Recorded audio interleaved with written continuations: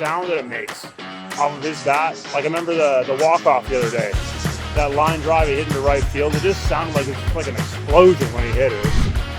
I think asking them their thought process on the splitter and how they learned the splitter and kind of when they started throwing the splitters, I feel like, yeah, you know, I already knew like how good he was, but to see it every day is different.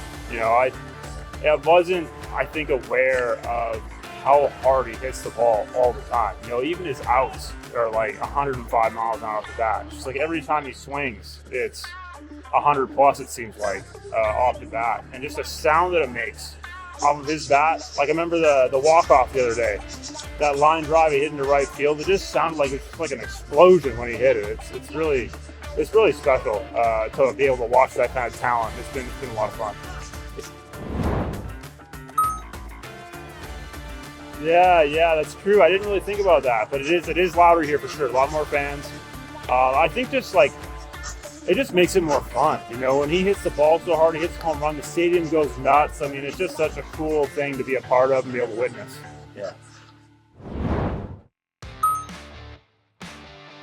Yes, I remember he hit a home run off me, I think. Yeah. Yes, I do remember that. So I think I got him once, but he definitely, I remember that home run he hit off me for sure. Came in a little bit, yeah. Go back over the middle. But don't want to miss there to Shohei. It's like up and into a guy. I see him kind of go down away to a lefty and it kind of rides up and in. Sometimes you'll get the swing and miss on that with the movement. It's kind of like coming in at him, but he's so good at, I feel like, tracking the ball. And he's so good on just like pulling his hands in. He's got that swing that just that barrel comes through. And he's obviously when the barrel comes through and he makes contact, it's going a long way. Hey, I'm glad I could get you back hot again last year.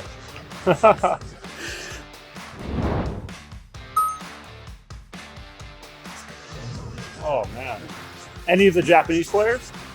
Man. If I could go to dinner with any one of them and ask them anything.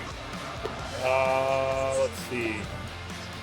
If I could go to dinner with, I don't know, really any of the pitchers, I feel like that throw like their splitter. I think asking them their thought process on the splitter and how they learned the splitter and kind of when they started throwing the splitters. I feel like Iwakuma had a splitter, I know. Kikuchi splitter. Yoshinobu has a splitter. You know, so I think like just talking to those guys about their experience coming through the system and how they grew up. If that was a pitch I started throwing early on, or like how that's such like a big part of the repertoire. Not a lot. I don't think it's a pitch I'll ever throw. It's just something that like fascinates me, just like just the way they teach pitching in Japan, you know, and how it differs from how I learned. Yeah, and Shohei, of course. Yeah, you don't even think about it because he's not pitching this year, but yeah, he throws a splitter too. So it'll be interesting to talk to those guys at some point about how they kind of learned pitching and what pitches came first and how they kind of developed their splitters.